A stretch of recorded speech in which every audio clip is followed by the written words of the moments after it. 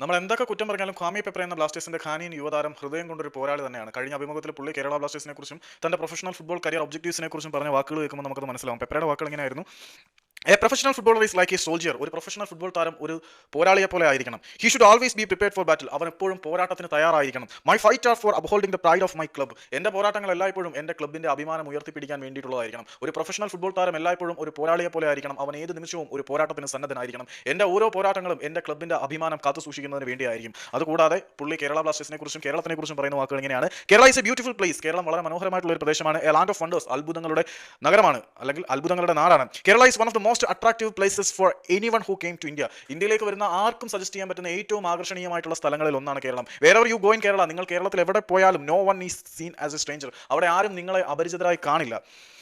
പിന്നെ പറയാണ് that's why Kerala feels like a second home. അതുകൊണ്ട് കേരളം എനിക്ക് എൻ്റെ രണ്ടാം വീട് പോലെയാണെന്നാണ് പുള്ളി പറയുന്നത്. കേരളത്തിനെക്കുറിച്ച് പുള്ളി പറയുന്നത് ഇങ്ങനെയാണ്: കേരളം എന്ന് പറയുന്നത് വളരെ മനോഹരമായിട്ടുള്ള ഒരു സ്ഥലമാണ്, അത്ഭുതങ്ങളുടെ നാടാണ്. കേരളം വളരെയധികം ആകർഷണീയതയുള്ള ഒരു സ്ഥലം തന്നെയാണ്. ഇന്ത്യയിലേക്ക് വരുന്ന എല്ലാവരെയും ആകർഷിക്കാൻ മാത്രം പര്യാപ്തതയുള്ള ഒരു സ്ഥലമാണ്. കേരളത്തിൽ നിങ്ങൾ എവിടേക്ക് പോയാലും അവിടെ ആരും നിങ്ങളെ അപരിചിതരായി കാണില്ല. അതുകൊണ്ട് തന്നെ എന്നെ സംബന്ധിച്ചിടത്തോളം കേരളം എനിക്ക് രണ്ടാമത്തെ വീട് പോലെയാണ് എന്നാണ് ക്വാമി പെപ്ര പറഞ്ഞിരിക്കുന്നത്. അപ്പം ഇതാണ് പെപ്രയുടെ വാക്കുകൾ. അമിതമായിട്ട് തള്ളിമറിക്കാതെ സിമ്പിളായിട്ട് കാര്യങ്ങൾ പറഞ്ഞതാണ്.